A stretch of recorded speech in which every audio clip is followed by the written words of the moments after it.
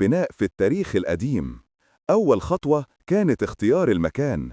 مكان لازم يكون ثابت، عالي عن مياه الفيضان وقريب من النيل علشان ننقل الأحجار. ولما تحدد المكان، بدأ المهندسون المصريون يرسموا تصميم الهرم.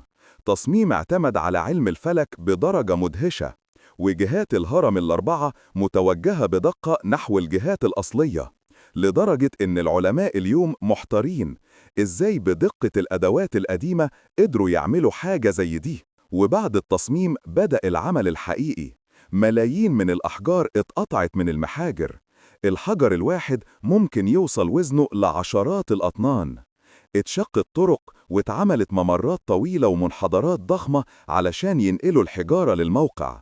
العمال، وهنا لازم نقول الحقيقة، الأهرامات ما اتبنتش على يد عبيد زي ما الأفلام الأجنبية بتقول، لكن اتبنت على يد عمال محترفين عندهم خبرة وعندهم بيوت عاشوا فيها جنب موقع البناء. لقينا مخابز، أماكن نوم، وحتى أدلة على وجود رعاية طبية. يعني كانوا مجتمع كامل شغال بحب وفخر.